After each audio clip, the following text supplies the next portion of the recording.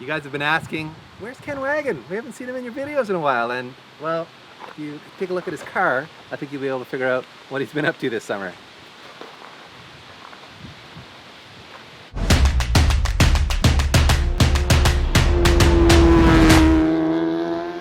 Why, Ken? Why did you do this to yourself? I'm a glutton for punishment, you know? It looks so good in that Battleship gray. Yeah, but it's better in emo blue, just like me, emo blue. I call it Smurf blue personally. Smurf blue. But what inspired the color choice? Just want something different. People kept asking me if the car was primered. Yeah, the gray primer look might trick some simple folk. Exactly. And you used to have exposed carbon on all your carbon bits, and now you've just left the window, and that's about it, right? Yeah, pretty much. I was toying with the idea of doing carbon doors, but I'm not doing carbon ever again. In case you guys are wondering why the paint's so dull, it's because Ken had to wet sand it. This was a single stage paint. So you weren't planning on a wet sand, but something happened? Yeah, the lack of access to a proper paint booth made things a bit hard. So I ended up painting this in the garage. Unfortunately, bugs and dirt like to stick into it. So the best course of action was lay as thick paint as I could, then wet sand to get this the surface relatively uniform, and then all the little imperfections hopefully will be filled in by clear, which we'll shoot in a booth. Yes. Which became available to us recently. Our buddy Gabe from The Hot Shop has a customer with a booth, so Ken's gonna go and use that for a day and lay lots of clear on it, I suppose, so that you can cut and buff, wet sand it, and do all that polishing stuff. That pretty much it's gonna take over the rest of your life. This has been a very long and painful process. Very long. Give us the real deal here. Lay some truth on us. Make us woke about painting a car. Make sure that your time is value your time. I didn't value my time, but I know why body shops charge what they do. I'm just too cheap, and like with other things in the car, I wanted to be able to do things myself, but I'm never doing this again. I said that last year as well, didn't I? You did. When I did it, but I'm not doing this ever again. Ken's a slow learner, let's be honest. In terms of the summer, like, you've been working on this for months now, literally months. How many hours do you think you have in it?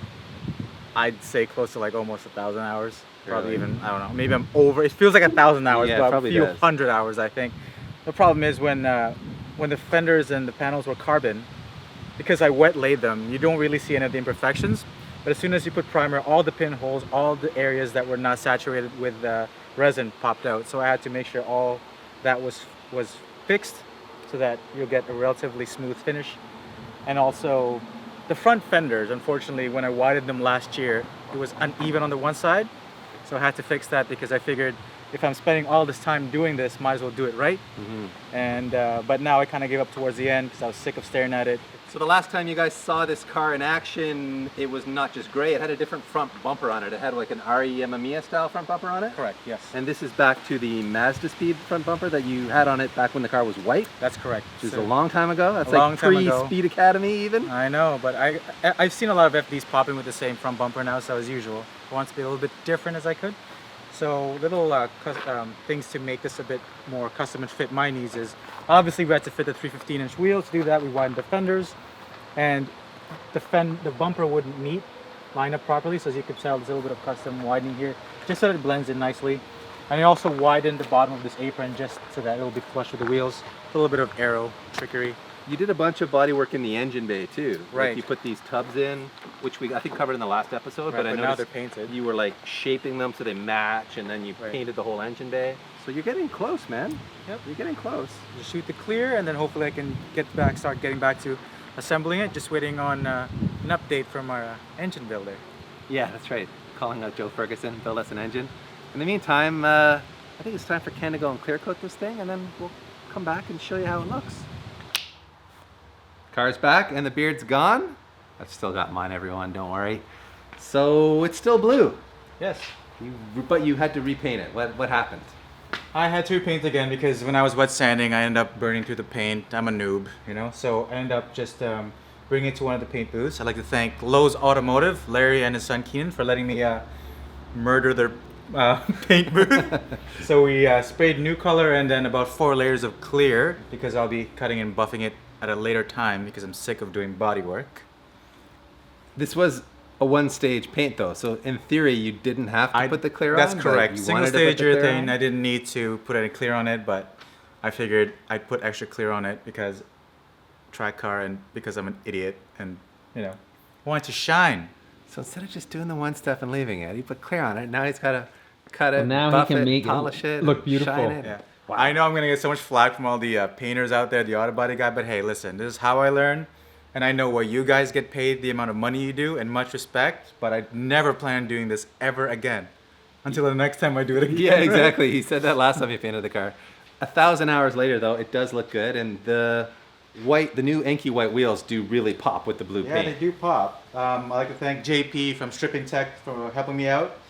I know he was gently trying to persuade me to get away from the white because he knows it's gonna get dirty like QuickTime, but for now it looks good, and I'm sure if they get really that bad and pitted, they'll go back to JP again. Ken's wheels will never get dirty, Pete, because it never goes on track. Oh, snap! Burn. And he even picked up some Pirellis. These are World Challenge tires. Yes. So they're the DH compounds. Picked those up used for my friends at Mantella Autosport. What size are they? 305s, I believe? 305s, okay. 305, 66. I think we found the inspiration for Ken's color choice on the car, right? These are the external reservoirs for Ken's new Fortune Auto Dreadnought Pros. This is their Pro two-way setup, so double adjustable, independent for compression and rebound. He used to have 510s on his car, as you'll recall. Pete can put a link here for that video where we installed the 510s on his car. We had fun that day. Oh, always have fun. And these will be even more fun because it gives me an extra knob to turn at the racetrack, which we will do with this car someday. We really need to get out to the track when it's got the new motor in it, start to do this kind of stuff. Spring 2018, right? Make this thing go fast on these slicks. 100%. 2018 is gonna be the year of Ken's FD dominating. Gonna go to grid life and break hearts. Or not. I don't know what's gonna happen, but we're gonna have some fun. Ken's actually already mocked these up and built some brackets prior to this whole body job. So we're gonna slam these on the car right now and we'll show you how he figured out how to mount all this extra hose and external reservoir stuff. Obviously the challenge when installing a remote reservoir is how to get it from the wheel well to somewhere safe to mount it. And where you can reach it to adjust it. Yeah, true. So you've chosen this spot up here between the shock tower and the firewall.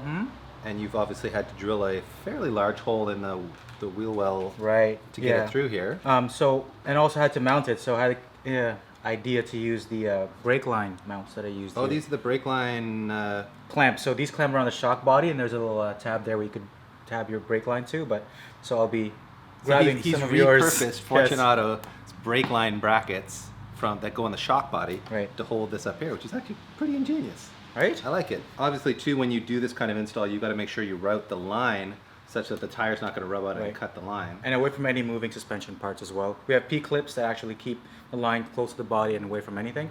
I will go the extra mile and put some sort of, I don't know, wrap around the areas where it's near just to tire and get debris. More. Yeah, that's correct. It's a braided line, so it's pretty tough. Right. But and where it passes through here, I'll be making some sort of plate and grommet that'll center the line away from any sharp edges. Right. Yeah, so that won't be an open hole. It'll be closed and cushioned and all that good stuff. So out back you can see you had to cut the same type of hole to fit the reservoir through.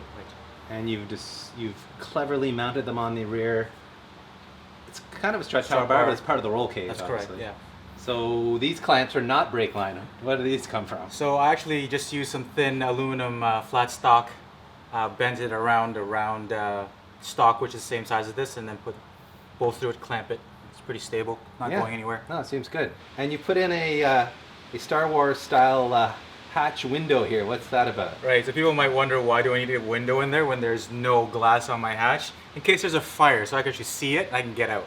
He just wants front row seats for the fire. That will inevitably happen because it's a rotary and they're all just a fire waiting to happen. I think that might be a wrap, Ken Wagon. Might be a wrap. That's it for this episode. I think we should... throw the hatch on there? You want to throw the hatch on? Throw the hatch on there. Okay, close it up. Let's show people how light your carbon fiber hatch is. The fact that it's actually painted now. He likes to show off how light his hatch is. What does this thing weigh again? 10 pounds. 10 pounds. And what's the factory one weigh? 60. So you save 50 pounds with this magical hatch. Right.